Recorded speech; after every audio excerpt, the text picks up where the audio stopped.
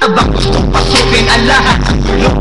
Ang pulong lumalabas pag pumutok na ang baril. Ang pagiging sa kalsada, yan ang aking papel. Ako ay laging gigil, kaya't minsan napapasaba sa amin ng iba, kaya ketos napapahama. Pero pag hinahamak, umiiral na ang puot. Kundi suntok, petutok ba na lang sa isang putok. Ito na ba ang sagot para masabi lang na G, hindi ko to pinili. Pero bakit nagsisisi ang tugal ko? Paano kung kunin mo na ako? Sino na lang titingin sa mga maiiwan ko? Kaya nagsusuma ko, pakinggan aking dalangin. Ang tamang daan ay ituro mo sa akin, nang aking pamakita pagbukas ni Wayway. Darating din ang oras, kamay ko nang kumakaway. Gusto mo ba na sumama sa mundo ko na tama?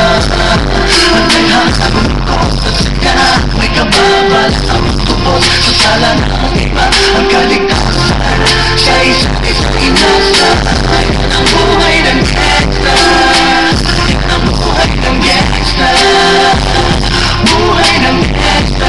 Mula nung 1998, buhay ko dito na ginugol. 12 ayos at laro sa mga lesong mapahabol. Naging kakaiba ang pananaw sa kaidaran. Pinangarap na lahat ng gabay mapang-ibabawan. Habang di na alintana ang mga tao'y lumipas. Tumanda walang tinapos, tila nagsayang ng oras. May mga tropang nangulungan at ibang pinalubutang. May mga nagpuwis ng buhay at naging bayad utang. Ngunit tinuloy ko pa rin ang laban hanggang makilala ang pangalan of G. Graduarang mayor ng Manila. Hinawakan ng Olvera, permanent na tubo. Tunay na ninong ng Velasquez at Rojas sa tundo. Na ipagsabayan sa mga hamon, humantong man sa batayan. At walang tigil na pupukan ng ganti pag nalagkasan. Ngunit isang katanungan ang naglalaro sa isip ko. Ito ba ang buhay na dapat manahin ng panganay ko? Gusto mo ba na sumama